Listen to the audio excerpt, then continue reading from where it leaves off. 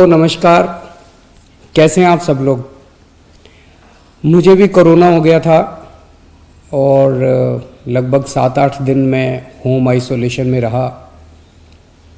आप सबकी खूब दुआएं मिली, आपका खूब आशीर्वाद मिला, आपकी सबकी शुभकामनाएं आ रही थी, उसके लिए आप सबका बहुत बहुत शुक्रिया, तहे दिल से शुक्रिया। मुझे लगभग 2 दिन बुखार रहा, उसके बाद मैं ठीक था लगातार, लेकिन जो कोविड के प्रोटोकॉल हैं उसके हिसाब से मैं 7-8 दिन होम आइसोलेशन में रहा। अब मैं वापस आप सबकी सेवा में हाजिर हूँ। आप सब लोगों की शुभकामनाओं के लिए बहुत बहुत शुक्रिया। लेकिन दिल्ली में जो कोरोना की रफ्तार बहुत ज़्यादा तेज़ी से बढ़ रही है, उसको लेके मैं हमेशा से चिंतित था।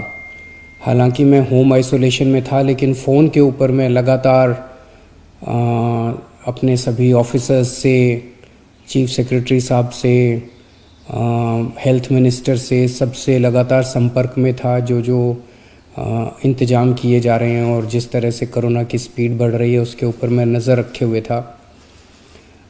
दिल्ली के अंदर जो कोरोना की, पूरे देश में कोरोना बहुत तेज़ी से बढ़ रहा है, दिल्ली में भी बहुत तेज़ी से बढ़ रहा है। रफ्तार बहुत ज़्यादा तेज़ है। मैं देख रहा था कि कल वाला जो हेल्थ बुलेटिन था उसमें लगभग 20,000 के करीब केसेस आए थे, और आज शाम को जो हेल्थ बुलेटिन आएगा उसमें लगभग 22,000 केसेस, पिछले 24 घंटे के 22,000 केसेस आएंगे। तो डेली बहुत तेज़ी से केसेस बढ़ रहे हैं, जो एक चिंता का विषय तो है, लेकिन जैसे मैंने पहले भी बोला था, घबराने की बात नहीं है। जब मैं बोल रहा हूँ घबराने की बात नहीं है, तो मैं सारा डेटा एनालाइज करके बोल रहा हूँ। पिछली जो वेव आई थी अप्रैल मई में, उसमें 7 मई को इतने डेली केसेस आते थे, 20,000 के करीब। जैसे अभी 20,000 केसेस आए, कल 20,000 cases per day daily cases आए। 7 मई को भी 20,000 केसेस आए थे पिछली वेव में, लेकिन 7 मई को 341 मौतें हुई थी। 341 मौतें। लेकिन कल जब 20,000 केसेस आए हैं तो 7 मौत हुई हैं। एक भी नहीं होनी चाहिए, लेकिन कंपैरिजन में केवल 7 मौत हुई हैं। 7 मई को जब 20,000 केसेस आए थे तो लगभग 20,000 बेड्स दिल्ली में भरे हुए थे, लेकिन कल जब 20,000 केसेस आए हैं तो लगभग 1,500 बेड केवल दिल्ली में भरे हुए हैं।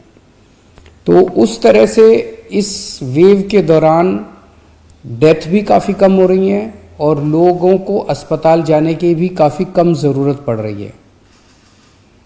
ये डेटा मैंने आपको इसलिए नहीं बताया कि इसलिए अब हम मास्क पहनना बंद कर देंगे और गैर जिम्मेदार हो जाएंगे। ये डेटा मैंने आपको इसलिए बताया कि पैनिक करने की कोई ज़रूरत नहीं है, घबराने की कोई ज़रूरत नहीं है, डरने की कोई ज़रूरत नहीं है, लेकिन जिम्मेदारी के साथ काम लेने की ज़रूरत है। जो मैं बार बार बोल रहा हूँ कि मास्क पहनना सबसे ज़रूरी है। मास्क पहनना सबसे ज़रूरी है। कई लोग मेरे से प्रश्न पूछ रहे हैं, लॉकडाउन लगेगा?